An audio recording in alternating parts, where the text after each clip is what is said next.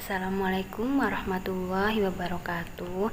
Kami dari kelompok 1 akan mempresentasikan hasil diskusi kami, yaitu tentang etika Islami dalam pengembangan dan penerapan ipteks. Yang pertama ada latar belakang dari presentasi ini adalah ilmu pengetahuan, teknologi, dan seni, yaitu ipteks adalah bidang kegiatan yang terus berkembang dalam peradaban Islam. Penemuan-penemuan ilmu pengetahuan dan teknologi seperti telekomunikasi, transportasi, informasi, dan lain-lain yang telah membuat kehidupan kita lebih mudah. Sebagai manusia, kita harus menjadikan etika Islam sebagai landasan utama penerapan ilmu pengetahuan, khususnya menghargai nilai-nilai kemanusiaan sesuai dengan fitrah ciptaan manusia. Adanya etika dalam penerapan ilmu dan teknologi untuk tujuan melindungi kepentingan umat manusia untuk menciptakan kondisi aman. Nah, etika Islami dalam pengembangan dan penerapan ipteks, kemajuan ilmu pengetahuan, teknologi, dan seni dunia yang kini dipimpin oleh peradaban Barat satu abad terakhir ini mencengangkan banyak orang di berbagai penjuru dunia. Peran utama Islam dalam sains dan teknologi adalah bahwa keyakinan Islam harus menjadi dasar bagi semua konsep dan aplikasi sains dan teknologi.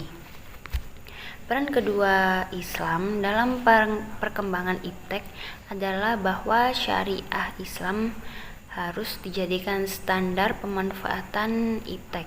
Bagaimanapun juga bentuknya, teknologi yang dapat digunakan adalah yang telah dihalalkan oleh syariat Islam.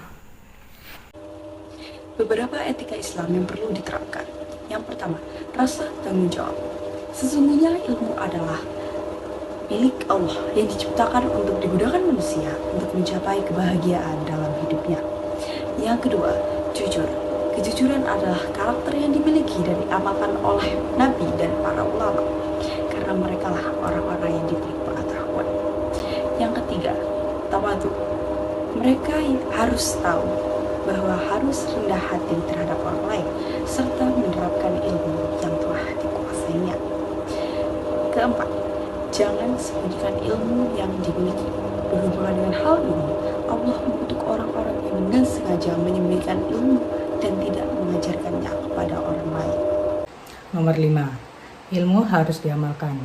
Dalam Islam, ilmu harus diamalkan dengan baik agar bermanfaat bagi pemilik dari ilmu itu.